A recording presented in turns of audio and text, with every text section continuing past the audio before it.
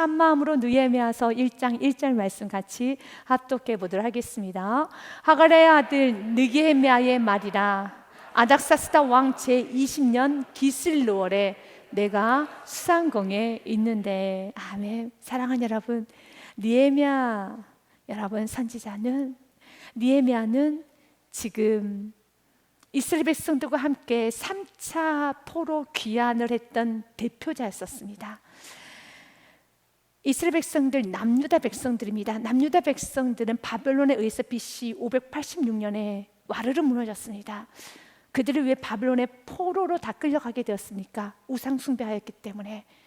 하나님의 백성들이 하나님 믿지 않냐고 세상의 사람들처럼 세상 신을 믿고 세상의 방법대로 살아갈 때 하나님께서는 심판을 하셨습니다. 하나님께서는 강한 채찍을 드셨습니다.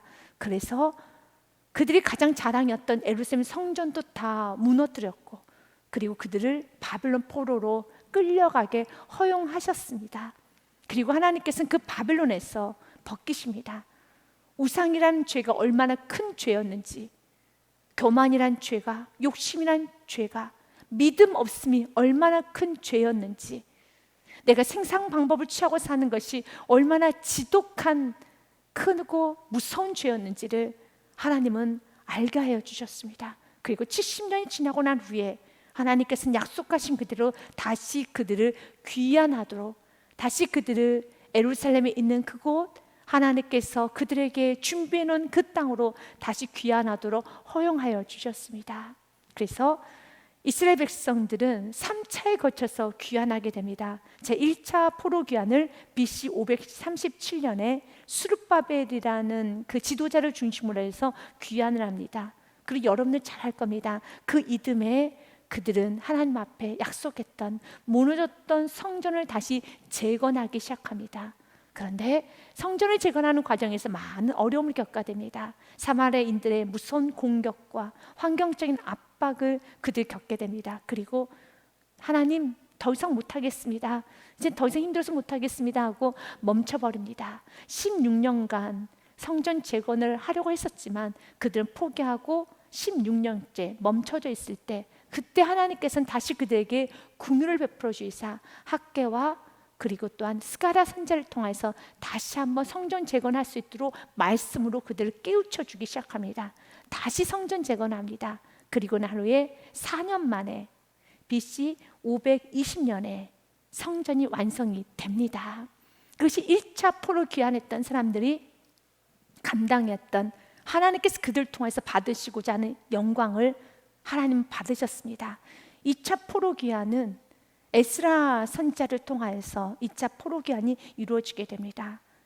BC 458년에 에스라에 의해서 1778명이 귀환을 하죠.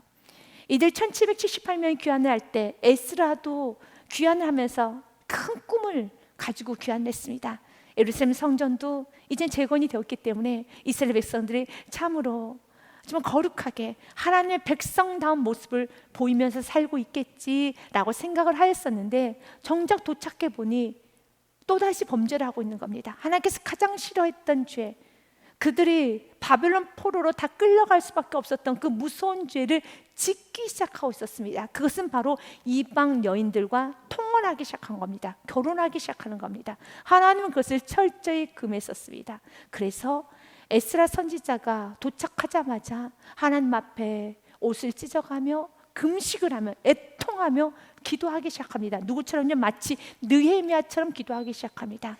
그래서 하나님께서는요, 정말 시대마다 어둠도 있지만 그 어둠을 밝힐 빛의 사람들을 준비해 놓으셨고요, 그 사람들 통해서 부흥을 일으키십니다. 바로 그 빛된 역할이 되는 것이 여러분이라는 것입니다. 1장 4절 말씀에 보니 내가 이 말을 듣고 앉아서 울고 수일 동안 슬퍼하며 하늘의 하나님 앞에 금식하며 기도하며. 아멘. 그러면 왜 느헤미야가 이렇게 금식하며 기도하고 정말 수일을 울면서 애통하며 기도하게 되었습니까? 내가 이 말을 듣고라고 그랬습니다. 이스라엘 백성 안에 문제가 있다는 걸 들었어요. 그의 형제 중이었던, 그의 친척 중이었던 한 사람이었던 하나니로부터 소식을 듣게 됩니다. 이것이 2절의 말씀에 있습니다. 내 형제들 가운데 하나인 하나니가 두어 사람과 함께 유다에서 내게 이르렀기로 내가 그 사로잡힘을 면하고 남아있는 유다와 예루살렘 사람들의 형편을 물어봤어요. 지금 느헤미야는 페르시아에 있습니다. 술 맡은 간원장으로 있습니다. 페르시아의 권력자로 있습니다. 그러나 항상 동족들의 그 상황을 물어봤죠.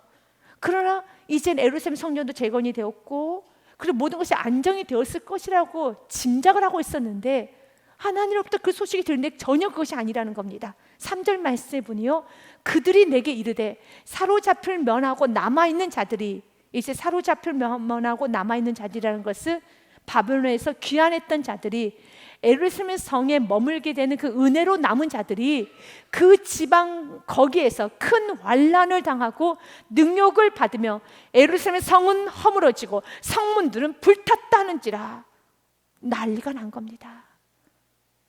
성전은 재건이 되었는데 여러분 그 성이 무너졌고 성벽은 불이 탔다는 겁니다. 그리고 여러분 큰 환난으로 인해서 이스라엘 백성들이 지금 고통 가운데 있다는 그 소식을 듣고 4절 말씀이에요. 울며 하나님 앞에 기도하기 시작합니다. 그리고 하나님은 느헤미야를 통해서 3차 개혁을 하기 시작합니다. 느헤미야는 3차 포로 귀환 자의 지도자가 되어서 예루살렘을 건너옵니다. 그리고 느헤미야는 무너졌던 성벽을 다시 재건합니다. 52일 만에 재건하여서 이제는 외부의 침략이 오지 못하도록 굳건하게 나라를 지키는, 나라를 든든히 세워나가는, 여러분 정말 그 어려운 시대에 그 당시에 성벽이 했던 역할은 지나가던 도적대들이나 어떤 여러 가지 좋지 못한 환경으로부터 지켜주는, 지금으로 말하면 울타리인 겁니다. 울타리가 없어요. 울타리가 다 불이 타버렸다는 겁니다. 네, 울타리를 세웁니다. 무너졌던 성의 벽을 다 세워나가기 시작합니다. 누가요? 느헤미야가 50일 만에 세우기 시작합니다. 애통하며 기도하는 자 하나님을 쓰십니다. 하나님 문제가 있을 때마다 하나님은 찾고 계셔요. 누가 나를 대신해서 기적을 일으킬 것인가? 누가 나를 대신해서 축복의 통로가 될 것인가? 하나님은 오늘도 찾고 계십니다. 여러분의 가정에 좀 무너진 성벽처럼 무너져 있습니까? 불이 타 있습니까? 여러분의 자녀가 무너져 있습니까? 여러분의 사업장이 불탄 것처럼 여러분 비패져 있습니까? 잿덩어리입니까? 여러분의 사랑하는 사람이 지금 불에 타 있는 것처럼 온 몸이 정신이 불이 타 있는 것처럼 재로 남은 것처럼 엉망진창입니까? 그래서 너무 가슴이 아파 울고 있습니까? 애통하고 있습니까? 하나님은 여러분을 통해서 무너졌던 그 영혼이 세워지기 원하며 여러분을 통해서 무너진 가정과 사업장에 일터가 세워지길 원합니다. 믿으시길 바라겠습니다. 여러분 느헤미야는 연약한 사람이었어요. 느헤미야는 정말 연약한 사람 중 연약한 사람이었습니다. 그러나 하나님이 느헤미야를 썼던 이유는 한 가지입니다.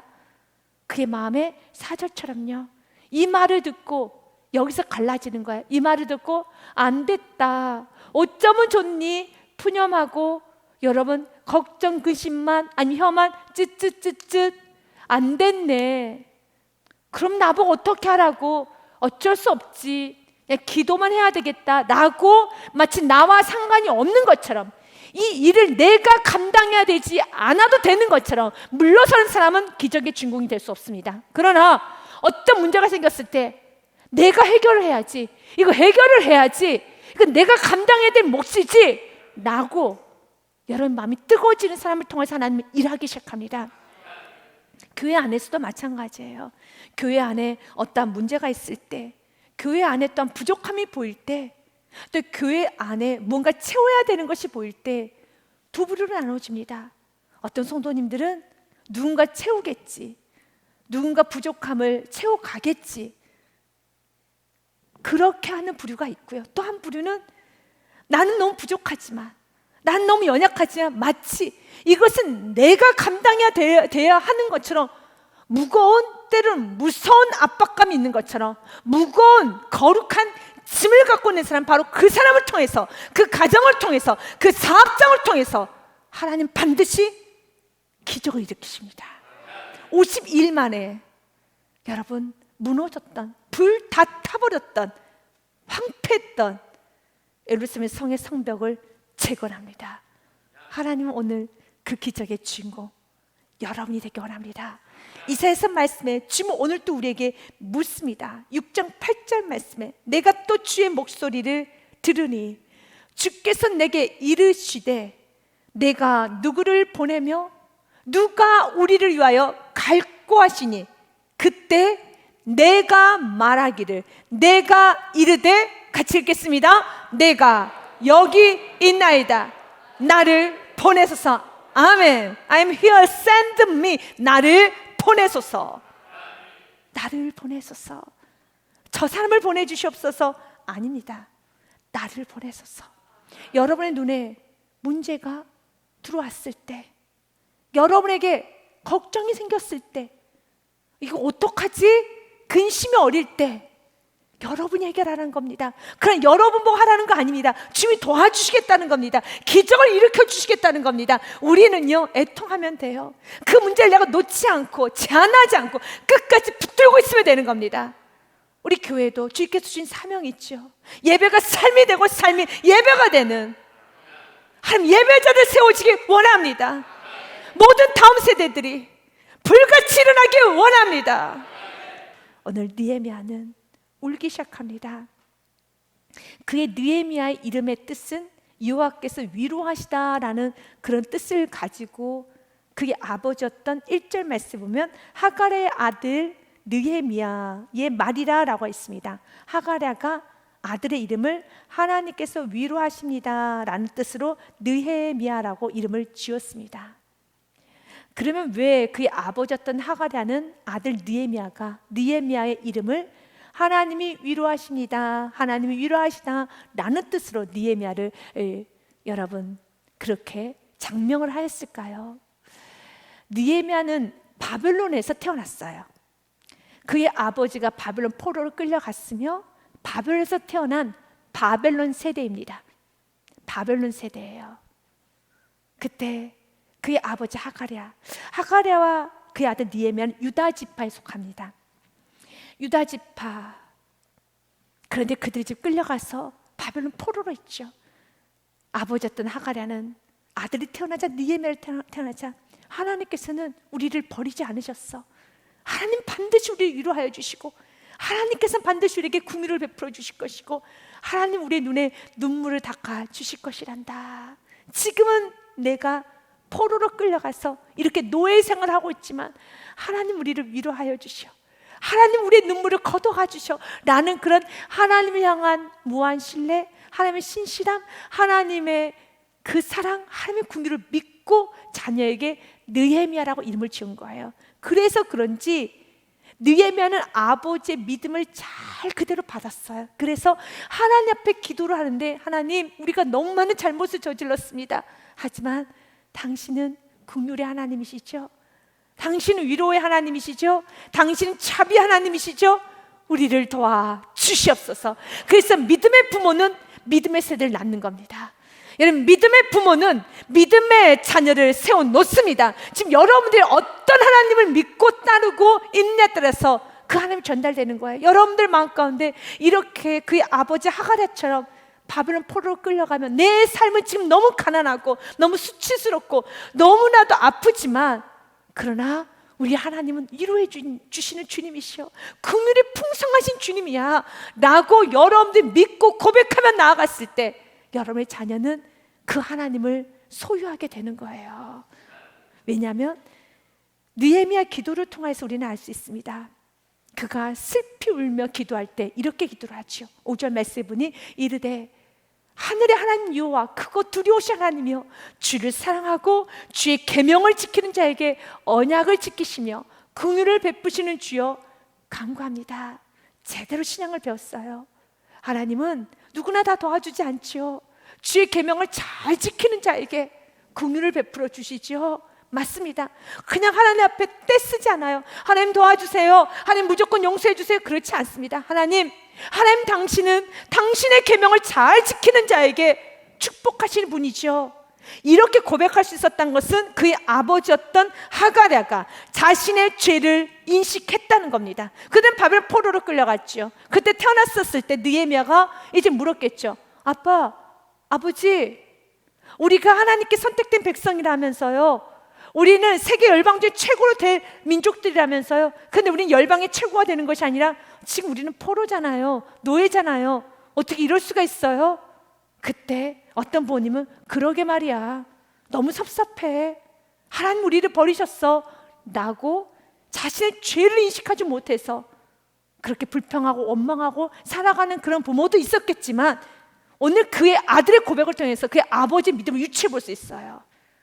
지금 느헤미야가 뭐라고 고백합니까? 하나님은 주의 계명을 지키는 자에게 언약을 지키십니다. 결국 이 말뜻은 우리가 왜 바벨론 포로로 끌려갔는가 고백했다는 겁니다. 맞아, 하나님은 우리를 선택하시고 열방의 모든 민족 중에 최고로 하나님께서는 높여주신다고 약속했지, 맞아. 그런데 우리 하나님은 신실하셨는데 우리가 약속을 다 깼어. 아버지, 내가 범죄했어.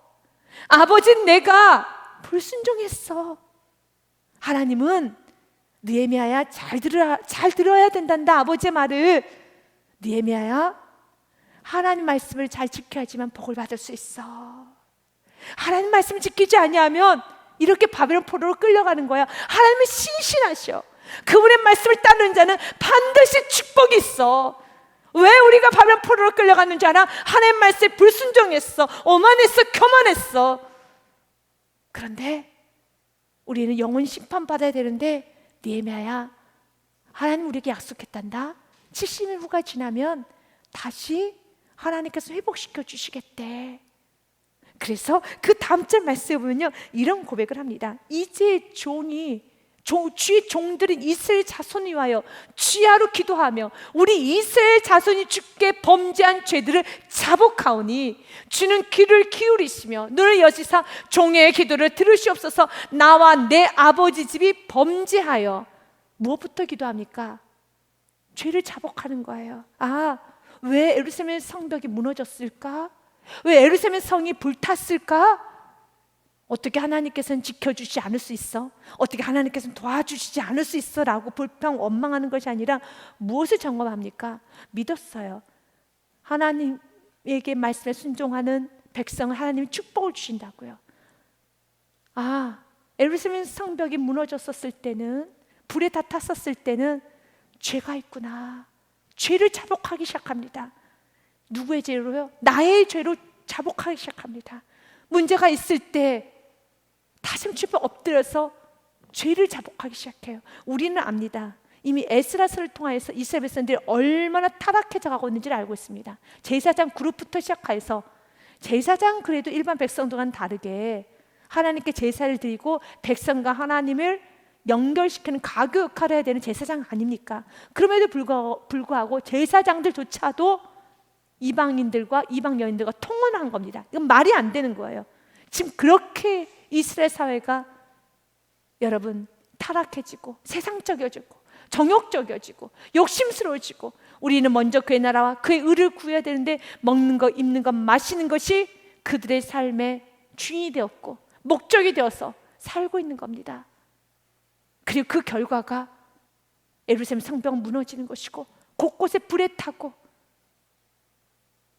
느헤미야는 어떤 상황인지는 영적인 상황 몰랐을 것입니다. 하지만 느헤미야는 울기 시작합니다. 그의 아버지 믿음은 그래요. 하나님께 원망, 섭섭할 것이 없다라는 겁니다. 내가 왜 이렇게 가난해졌을까? 왜 이렇게 우리 가정이 이렇게 어려워졌을까? 이것이 철저한 의에 대한 권한, 하나님께서 허용하신 가난을 은사처럼 주셨더라면 여러분은 지금 의를 이루고 있는 거지만, 그것이 아니라면 나의 끊임없는 불순종, 나의 끊임없는 세상에 한 발이 걸치고 있는 신앙, 나의 끊임없는 하나님을 온전히 믿지 못하는, 하나님 앞에 정직한 삶을 살지 못하는 것이 여전히 내 안에 불순물이 있어서 그 불순물을 제거하지 못하고 계속 그 불순물이 쌓여서 갔었을 때, 그 결과로 이루어진 것이라면 회개부터 시작을 해야 되는 겁니다. 하나님, 용서하여 주옵소서. 우리의 다음 세대들, 어떤 지금 우리의 세대들을 바라볼 때 우리에게 먼저 회개해야 될 제목이 좀 많아요. 우리가 지금 성결의 삶을 살고 있는가? 오직 예수의 신앙을 살고 있는가? 먼저 그의 나라 그의 의는 구하고 있는가? 나는 죽고 예수 그리스도가 살아가는 삶을 살고 있는가? 오직 내가 그리스도 함께 십자가에 못 박혀 난 이제는 내가 산 것이 아니요 내 안에 계신 예수 그리스도께서만 사신 것이라는 그 삶을 살고 있는가? 돌아봐야 돼요. 그리고 느헤미야처럼 기도해야 되는 겁니다. 이제 종이 주의 종들인 이스라엘 자손을 위하여 주야로 기도하오며 우리 이스라엘 자손이 주께 범죄한 죄들을 자복하오니 주는 귀를 기울이시며 눈을 여시사 종의 기도를 들으시옵소서. 나와 내 아버지 집이 범죄하여 7절 말씀은 같이 읽습니다. 주를 향하여 크게 악을 행하여 주께서 주의 종 모세에게 명령하신 계명과 율례와 규례를 지키지 아니하였나이다. 아멘. 주의 말씀을 살지 않고 있습니다. 하나님 우선주의 삶을 살고 있지 않습니다. 오직 예수의 시장을 살고 있지 않습니다. 다 그렇게 사는데요, 그러면 해결이 안 돼요. 옆에 있는 A 집사님도 그렇게 사시던데요, 그렇게 하면 해결이 안 됩니다. 지금 우리가 제자의 길을 가기로 합니다. 누구든지 나를 따르고자 하는 자는 자기 자신을 부인하고 십자가를 지고 나를 따를 것이니라. 아멘. 자기를 부인하는 겁니다. 더 좁은 길, 오직 예수의 신앙 외에는 없습니다. 고백하는 것입니다. 우리가 이렇게 죄를 자백할 때 요한일서 1장 9절 말씀에 우리 주님은 미쁘셔서 죄를 자백하는 자에게 하나님은 용서하여 주십니다. 요한일서 1장 9절 말씀 같이 읽습니다. 만약 우리가 서로 죄를 자백하면 그는 미쁘시고 의로우사 우리 죄를 사하시며 우리를 모든 불의에서 깨끗하게 하실 것이요. 아멘. 믿으십니까? 주님께 자백하기 시작하면 우리 주님은 미쁘셔서 의로우셔서 우리 죄를 사하여 주십니다. 회개하면 축복이 와요. 느헤미야도 오늘 이걸 고백하는 겁니다. 우리가 하나님의 말씀을 어그러졌었을 때 심판이 옵니다. 오늘 말씀 8절에도 이렇게 되어 있죠. 옛적에 주께서 주의 종 모세에게 명령하여 이르시되 만일 너희가 범죄하면 내가 너희를 여러 나라 가운데 흩을 것이요. 이것이 말씀이에요. 레위기서 26장과 신명기서 4장, 신명기서 30장 있었던 그 말씀을 요약한 겁니다. 우리가 주님께 범죄하면 흩어져요. 신명기 28장에도 이렇게 되어 있습니다. 28장 1절 말씀에 보면 내가 내 하나님 여호와의 말씀을 삼가 듣고 내가 오늘 내게 명령하는 그 모든 명령을 지켜 행하면 내 하나님 여호와께서 너를 세계 모든 민족 위에 뛰어나게 하실 것이라. 믿으십니까? 아멘. 주님께서는요 여호와의 말씀을 삼가 듣고 내가 내게 명령하는 그 모든 명령을 지켜 행하면, 내가 지키고 싶은 것만 지키는 것이 아니라 적당히 내가 주인이 되어서 제한하면서 신앙생활하는 것이 아니라 나에게는 선택권이 없습니다. 내가 신앙을 제한하지 않겠습니다. 제한하지 마십시오. 주님은 여러분 연약함 채우라지 않습니다. 그런 여러분이 주인이 되어서 여러분이 재단하는 것을 하나님이 교만으로 보십니다. 연약함 채우라지 않아요. 그러나 여러분이 주인이 되어서 재단하면서 이것은 되고 이것은 안 됩니다. 내가 재판관의 자리에 있고 내가 주인의 자리에 있으면 하나님께서는 여러분의 삶을 좀 터치하실 거예요. 좀 교만하다 많이 책망하실 것이고, 교만한 부분을 하나님은 좀 제거하시기 위해서 많은 부분에 관여를 하실 것입니다. 우리 연약함 채우라지 않습니다. 그러나 제한은 하지 마십시오. 오늘 말씀에 순종만 하십시오. 받아들이시기 바라겠습니다. 지금 우리에게 말합니다. 그의 모든 명령을 지켜 행하면, 모든 명령을 지켜 행하면 세계 모든 민족 위에 뛰어나게 하실 것이라. 그러나 그렇게 하지 아니한다면 성경에는요 저주에 관한 말씀도 있어요. 내가 만일 내 하나님 여호와의 말씀을 순종하지 아니하여 내가 오늘 내게 명령하는 그의 모든 명령과 규례를 지켜 행하지 아니하면 이 모든 저주가 내게 임하며 내게 이를 것이니 내가 성읍에서도 저주를 받으며 들에서도 저주를 받을 것이요 또 내 광주리와 떡반죽 그릇이 저주를 받을 것이요. 18절 말씀에 나가도 저주를 받고 들어와도 저주를 받고 우리의 삶에 저주밖에 없다라는 겁니다. 사랑하는 여러분, 기억하십시오. 오늘 느헤미야는 이렇게 말을 합니다. 우리가 주님께 범죄를 했습니다. 이것이 시작이에요. 내가 주님께 범죄했습니다 라고 기도하는 게 시작입니다. 그리고 그 범죄했습니다 라고 주님 앞에 죄를 자백하고 여기로 끝나지 않습니다. 그러나 만일 9절 말씀에요, 만일 내게로 돌아와 내 계명을 지켜 행하면, 언제나 우리 주께서는 만일의 은혜를 주셔요. 우리 주님은 우리를 끝내지는 않습니다. 만일 내게로 돌아올 수 있는 건 은혜예요. 돌아오면 되는 겁니다. 제한하지 마시고 재단도 하지 마시고 여러분이 주인이 되어서 여러분께서 여러분 끝내지 마시고 항상 열린 마음을 가지고 돌아오셔야 돼요. 만일 내게로 돌아와 내 계명을 지켜 행하면 너희 쫓긴 자가 하늘 끝에 있을지라도 내가 거기서부터 그들을 모아 내 이름을 두려고 택한 곳에 돌아오게 하리라 하신 말씀을 이제 청하건대 기억하옵소서. 참 건강한 신앙인이죠. 하나님은 죄가 있는 곳에 축복을 하지 않습니다. 이것부터 시작합니다. 그냥 대충 죄가 있으면서도 지금 축복해 주세요, 우리 불쌍히 여겨주세요, 너무 아파요, 너무 힘들어요, 그렇게 기도하지 않아요. 주님은 어떤 분이신가를 선포합니다. 주님은 죄가 있는 곳에 절대 역사하지 않아. 이거 우리가 분명히 알고 이건 꼭 짚고 넘어가야 될 문제야. 그래서 죄를 자백해야 돼. 그러나 그 주님은 약속하셨어. 어떤 죄를 범했다 할지라도, 어떤 내가 진창에 빠져 있다 할지라도 그분 약속하셨어.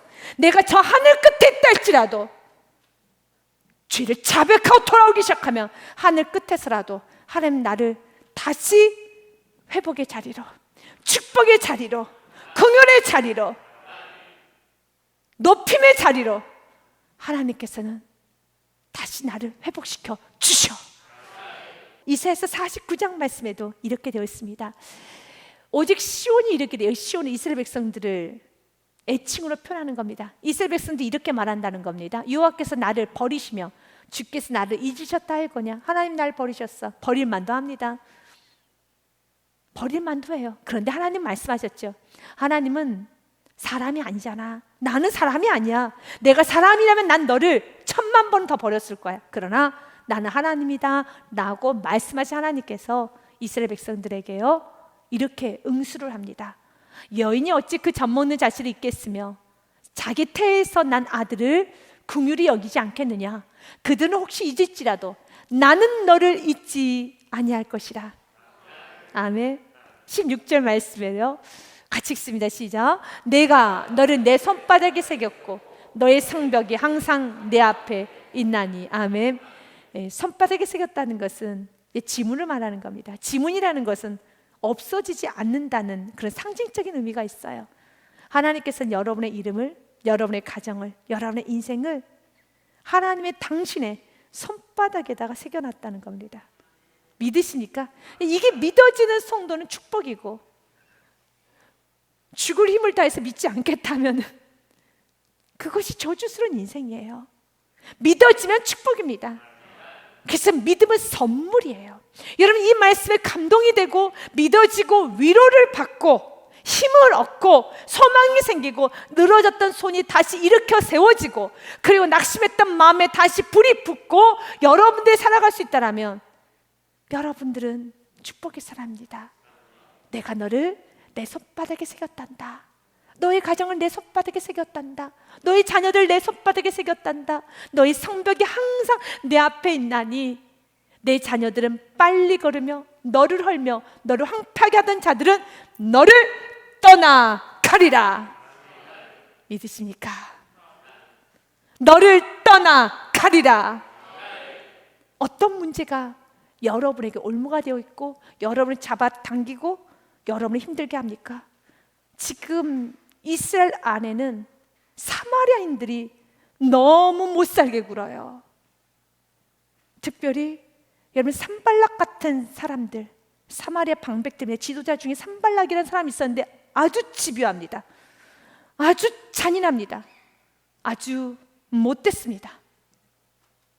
그런데 느헤미야, 믿음의 사람 느헤미야를 통해서 이런 산발락 같은 사람들, 이런 대적들을 오늘 말씀 그대로 느헤미야 믿음의 사람, 축복의 사람, 하나님께 돌이키는 자는 반드시 하나님은 축복해 주실 책임이 있으셔.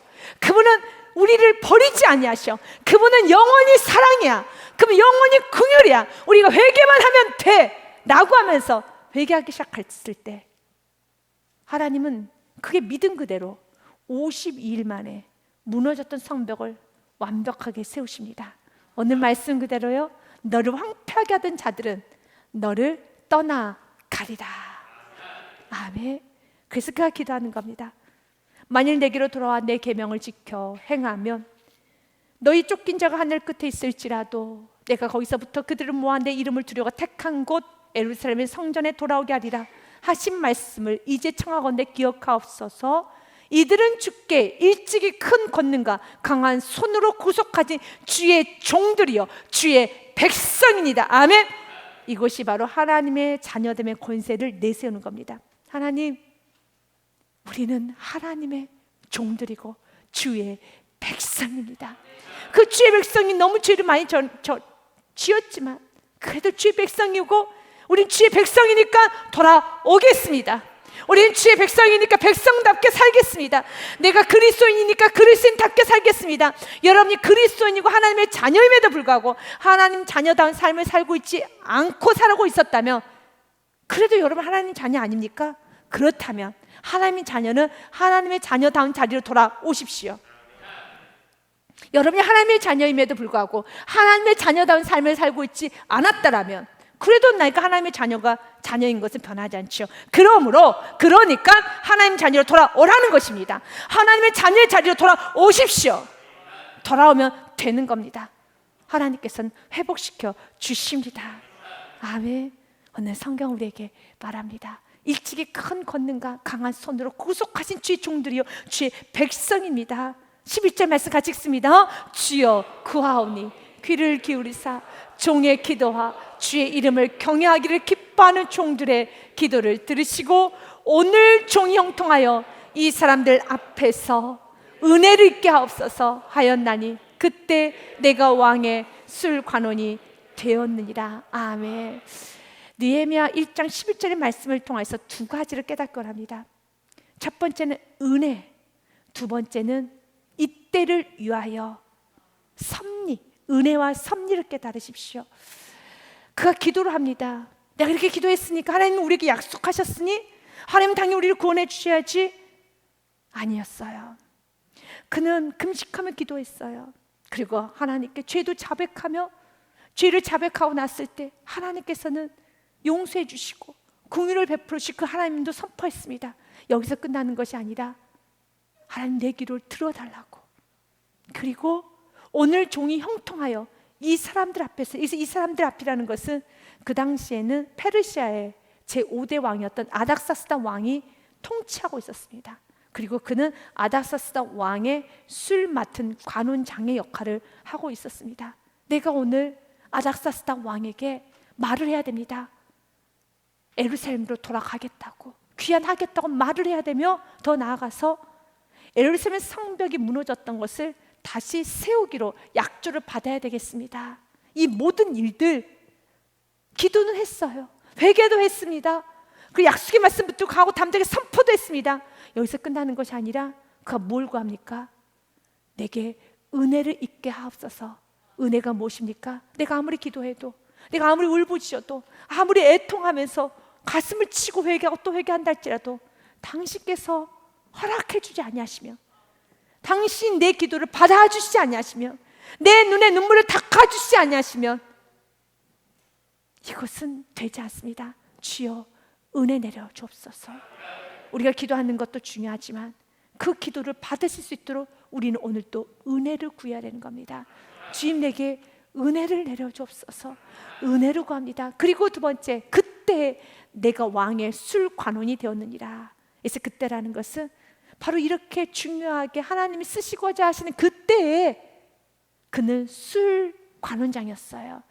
그러니까 술관원은 지금으로 말하면 비서실장, 최고의 왕을 케어하는 비서실장 같은 역할입니다. 굉장히 높은 자리죠. 왜냐하면 왕을 암살할 수 있을, 암살을 가능하는 사람 중에 하나가 술관원장들입니다.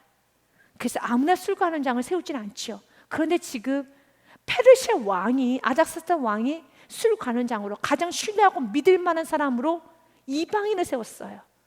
이건 정말 말이 안 되는 겁니다. 자국민을 세워도, 자신의 나라 사람을 세워도, 페르시아인들을 세워도 믿지 못할 환경인데, 자신들이 지배하고 있는 피종족 국가, 자신이 여전히 지배하고 세금을 걷어내고 있는 그 이스라엘인들 중에 하나인 느헤미야를 자신의 최측근으로, 술관원장으로 사용했다는 것은 바로 이때로해서 하나님께서 그에게 권력을 주신 거예요. 그가 이 자리에 오르기까지 열심도 했었겠죠. 실력도 있었겠죠. 맞아요. 다니엘 같은 실력도 있을 것이고, 요셉과 같은 실력도 있었을 것이고, 여러 많은 준비도 되었을 것입니다. 그러나 준비하고 실력이 있다고 해서 이렇게 높은 자리에 올라갈 수가 없는 겁니다. 그러나 하나님께서는 쓰시고자 하실 때는 그에게 명예도 주셔요. 지혜도 물붓듯이 부어주시고요, 건강도 주시고요, 나는 이렇게 큰 물질을 가질 만한 인물이 안 되는데 큰 물질도 주시고요, 나는 이렇게 큰 그릇이 아닌데도 불구하고 지혜도 쏟아부어 주시고요, 인격도 쏟아부어 주시고요, 그리고 또한 우리 가정이 이렇게 축복받을 만한 가정은 아닌데 하나님께서 쏟아부어 주실 때는 여러분의 공로를 내세우면 안 돼요. 여러분의 실력을 내세우면 안 되는 겁니다. 여러분의 행위를 내세우면 안 되는 겁니다. 하나님 바로 이때, 이 어두운 시대에 이 문제를 위해서 하나님께서는 여러분을 쓰시기 위해서 부어주시는 것입니다. 에스더서에도 이런 고백이 나오죠. 하만이라는 악한 자가 유다 민족을 전체를 다 잔멸하려고, 죽이려고 여러분 음모를 계획하고 있었어요. 그것을 모르드게가 알았습니다. 그래서 너무 가슴을 찢어가면서 그가 기도하고 있으며 에스더에게, 그 당시에 왕비였던 에스더에게 말을 건넵니다. 이렇게 지금 나라에 위기가 왔다. 저 악한 하만이 유다 민족을, 우리 민족을 죽이기 위해서 음모를 꾸미고 있다. 바로 이때를 위해서 하나님께서는 너를 왕비로 세우는 것이야 라고 말을 합니다.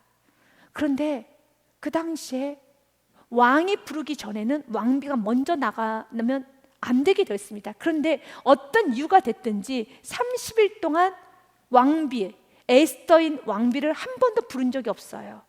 그래서 그렇게 말합니다.